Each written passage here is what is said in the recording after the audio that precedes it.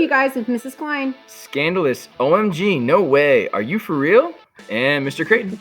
We're here with your first podcast for Lesson 3, the Roman Catholic Church in Medieval Europe. The question you guys will be able to answer after we go through this entire lesson is, how influential was the Roman Catholic Church in Medieval Europe? All right, like always, you guys, there's vocabulary terms that you should be aware of and that you should know what they mean.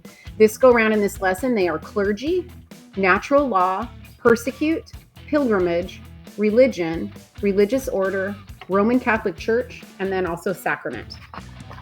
All right, guys, following along on page 30 and 31, we're looking at the Christian church takes shape.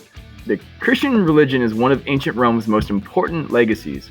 Christians are followers of Jesus. Initially, the Romans persecuted Christians for their beliefs, yet the new religion continued to spread. In 395 CE, Christianity became the official religion of the Roman Empire. At the start of the Middle Ages, all Christians in Western Europe belonged to a single church, which became known as the Roman Catholic Church. After the collapse of Rome, the church played a vital role in society. The church provided leadership and, at times, even organized the distribution of food. The spread of monasteries and the preaching of missionaries helped bring new converts to the Christian faith. All right, you guys, moving into the organization of the Roman Catholic Church. So by the High Middle Ages, they had created a system in which all clergy members had a rank. The Pope, who was the Bishop of Rome, was the supreme head of the Roman Catholic Church. He appointed high-ranking clergymen called cardinals. Archbishops came next.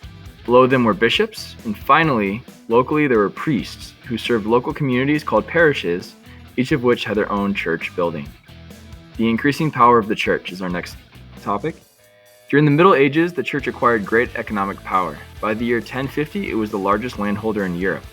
The medieval church added to its wealth by collecting a tithe or a tax. The church also came to wield great political power. Church officials were often the only people who could read, so that made them really, really important, you guys.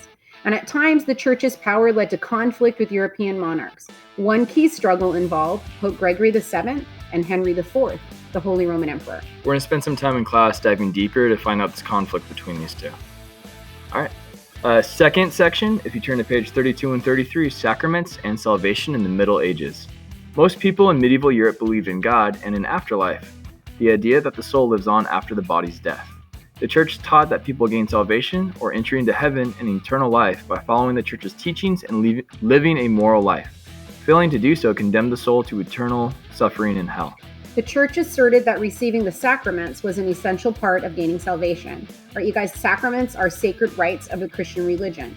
The 7 Catholic sacraments are these: baptism, confirmation, Eucharist, matrimony or marriage, holy orders, penance, and extreme unction. All right, looking over to page 33, pilgrimages and crusades. During the Middle Ages, religious faith led many people to perform extraordinary acts of devotion.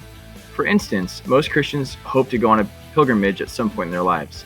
Pilgrims traveled long distances to visit holy sites such as Jerusalem, which is the place where Jesus was killed, and Rome. Pilgrims went on these journeys to demonstrate their devotion to God, to perform penance for their sins, or to attempt to cure an illness. A pilgrimage required true dedication, since travel at the time was difficult and often dangerous. A second type of extraordinary service that dedicated people carried out involved fighting in the Crusades.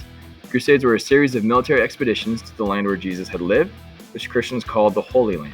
Some people went on crusade to seek wealth and others to seek adventure.